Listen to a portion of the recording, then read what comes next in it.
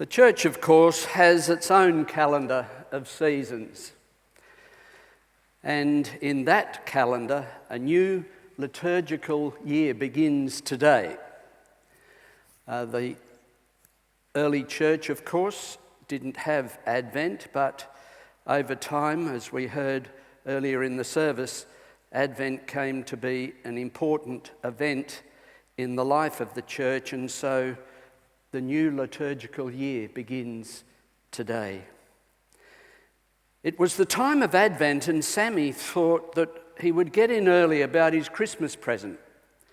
So he asked his parents if he could have a new bike, and they told him to write a letter to Santa Claus. But Sam had just finished a vital role in the school nativity play and said he would prefer to write to Jesus. So his parents said that'd be fine, and he went to his room and he started to write. "Dear Jesus, I've been a very good boy and would like to have a bike for Christmas." But reading it over, he wasn't very happy with that letter, so he wrote again. "Dear Jesus, I'm a good boy most of the time and would like a bike for Christmas." He read that back and he still wasn't very happy, so he decided to go for a walk while he thought about a better approach. And after a while, he passed a house with a small statue of the Virgin Mary in the front garden. He stuffed the statue under his coat and hurried home, and he hid it under the bed. And then he wrote his letter. "Dear Jesus, if you want to see your mum again, you'd better send me a new bike."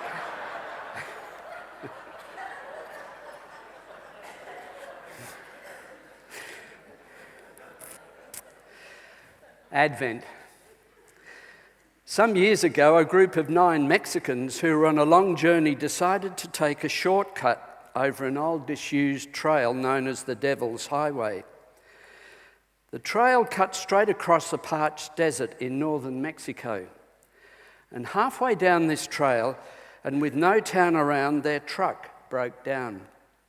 And while the men were struggling to repair it, one of them accidentally knocked over the water can which held their sole supply of water.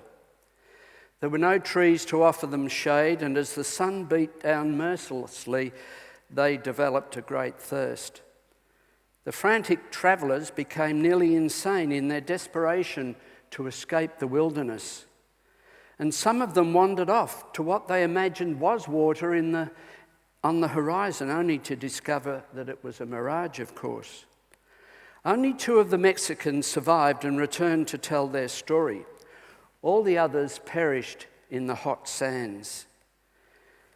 The wilderness, of course, is an inhospitable place.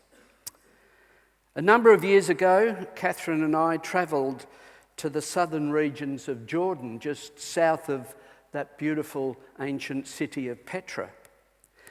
And we travelled in a Toyota Troopy through the same desert in which the film Lawrence of Arabia, some of it was shot there. And the desert is called Wadi Rum and runs straight down as a desert into Saudi Arabia. Sand everywhere, great craggy rock outcrops that are thrust into the air, and not a speck of greenery anywhere. I thought if this Toyota breaks down or gets bogged in the sand, we could be here for days, and who would find us? The wilderness is an inhospitable place. We, of course, who live in cities, can connect to some degree to such insights.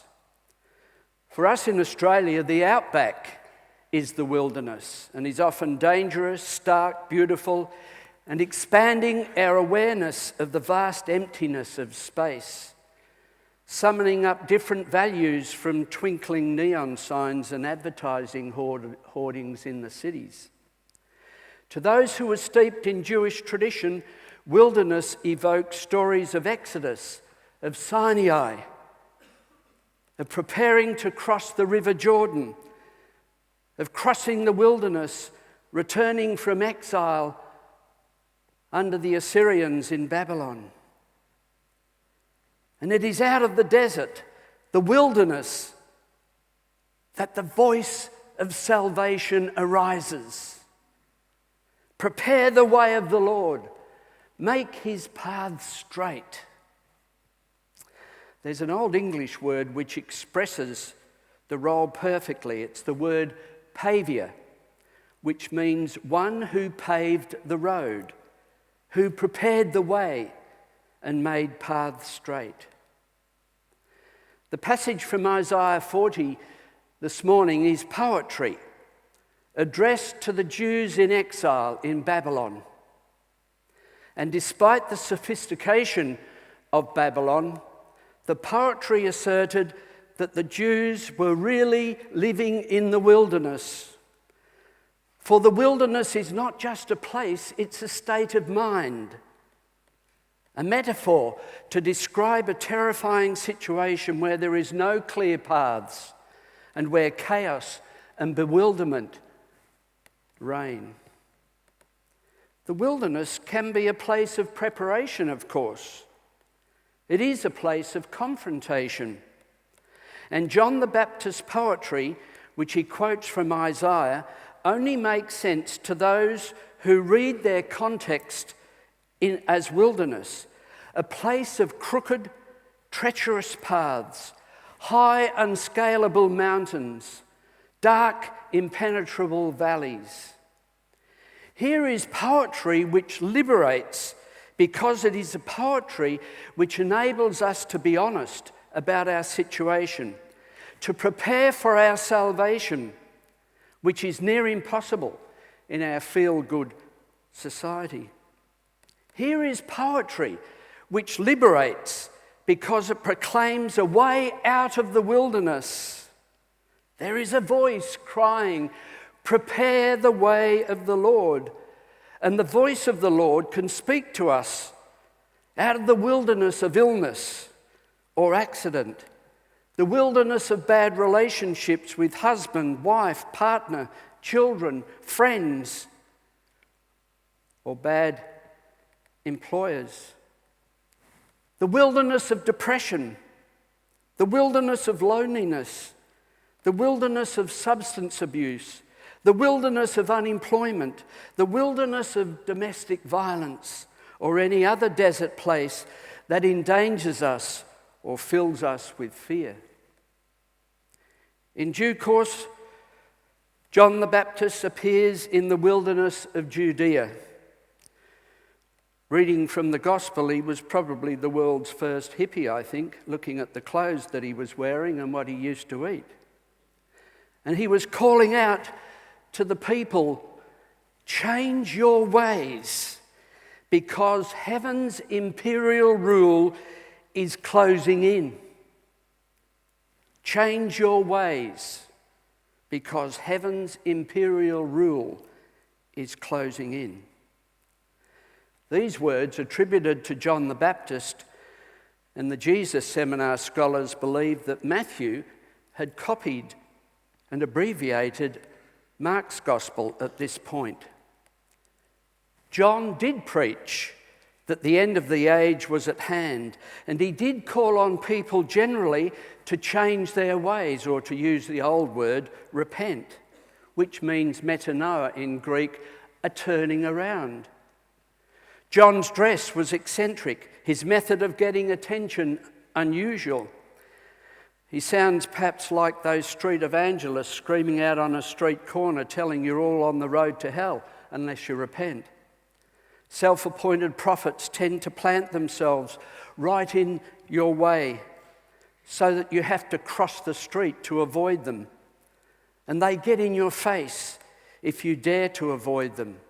And John plants himself in the wilderness, and anyone who wanted to hear him had to go to a lot of trouble to get there. You have to wonder why someone would do a thing like that, especially someone from Jerusalem, which was where the temple was, and the rabbis were, and all the accumulated wisdom and theology of the religious establishment was there. If someone wanted to hear about God, then stay in the city, attend services in the temple, make an appointment to see the chief priest to sort out your religious angst, Anyone who turned their back on all that and went out into the wilderness to hear some crackpot prophet needed their head read. Yet people flocked to hear him. John didn't have a lot of details. He didn't even know the name of the one who was coming or what he even looked like. But he knew that the old religious system was at an end and a new world was spinning towards him. As we heard in the reading, that the axe had been laid on the roots of the fruit tree. The old religious establishment was about to fall in pieces. It was a world that would be built from new materials, not the rearranged stones of the old religion. And that is why we need prophets, because they have an annoying habit of pointing out our flaws, airing family secrets, and being all around nuisances. They call us out when we've lost sight of the truth. Who needs these messengers of discomfort and sacrifice? Wouldn't it be better if they went and preached their prognostications somewhere else? Sometimes we call these people in our own society whistleblowers because they call people to account. Most of us have some idea where our own wilderness lies, as well as a long list of reasons why we shouldn't go there, because we're just comfortable where we are. Why should we search for God anywhere else? Today, on the first Sunday of Advent, we need to recognize the voice crying out in the wilderness, the one that we can't hear from the confines of the city as we prepare for the coming of the Christ. May we listen for that voice crying out in the wilderness, because we won't hear it if we stay in the temple.